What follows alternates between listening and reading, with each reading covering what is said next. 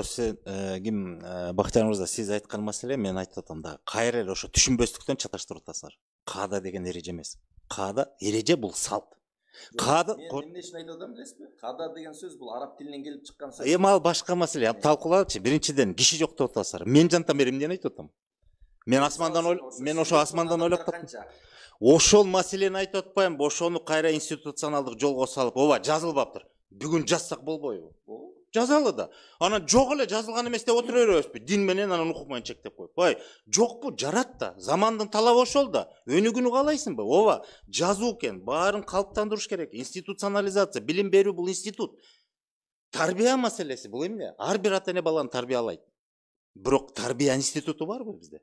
Өлдү да, жок да. Ар бир үй бүлө өз билгенин тарбиялайт. Эсинде калганын, өз укканын, жүрөгүнө жакын тутканын. Бирок институт деген бул бир өңчөйлүк, тутум, системалык.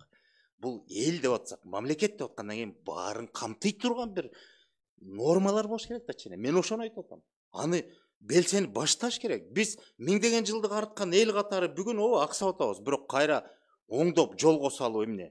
Бизди бирөө чектеп атабы? Тыйып атабы? Андай болбойт деген ким айта алат? Маселе ошондо да. Динди талашкан эч ким жок да. Эч ким талашпай эле да. А салт эмне үчүн биз өзүбүз жөнгө сала албайбыз? Ошону түшүндүрө албайбыз. Ошол салт эмне, каадасы эмне, ырым менен тыюунун азыр суроо берсем, ооба, мен жанагы айтканым эч ким билбейт дегеним алдагы туура эмес. Көпчүлүк билбей калган.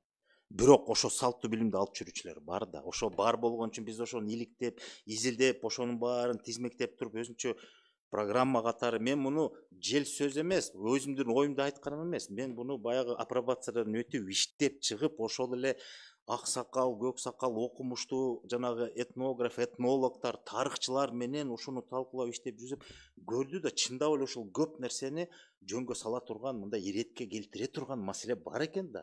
Көрсө ошону болгону жандандырып, мамлекеттик деңгээлде ушуну бир ченем катары ишке жөнгө салыш керек экен деген маселе да. Жок деп айтуу да туура эмес. Эгер жок болгондо, анда биз эл болбой калат элек. Анда улут деген маселени унутуш керек эле да. Маселенин баары ушунда жатат да. Рахмат.